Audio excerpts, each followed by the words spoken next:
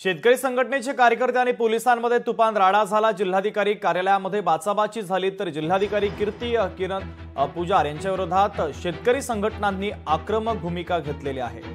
आणि ज्यावेळेस शेतकरी संघटनांनी आक्रमक भूमिका घेतली त्यावेळेस पोलिसांनी या कार्यकर्त्यांमध्ये तुफान राडा झाल्याचं देखील पाहायला मिळतंय।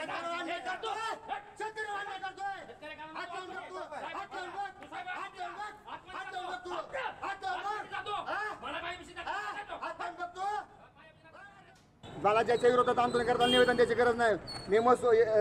देवेंद्र फडणवीस यांना सगळ्यांना मी बावनकुळेंना पत्रव्यवहार केलेला आहे।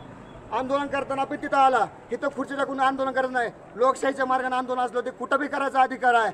आणि आम्ही थोडं बाहेर गेल्यावर हे सांगतं की हे आंदोलन करताना मारलं पाहिजे, ह्याला 4-5 पत्रकार पुढे करतात। अहो हे आमच्या अस्मितेचा प्रश्न आहे, आमच्या शेतकऱ्याचा तळमळीचा प्रश्न आहे।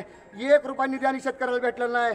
त्याचं घरं उद्ध्वस्त झाले, ती त्याची घरं वाहून गेले, ती शेतं वाहून गेली, ज्या त्याच्या जनावरांवर उदरनिर्वाह चालत होता ती जनावर सुद्धा वाहून गेले, ती शेतकऱ्याची माझ्या। आणि ह्या शासन आम्हाला मारायची भाषा करतंय। ह्या गद्दार शासनाला आता आम्ही जाब विचारल्याशिवाय सोडणार नाही। लोकशाही मराठी ऐका, पहा, जागरूक रहा।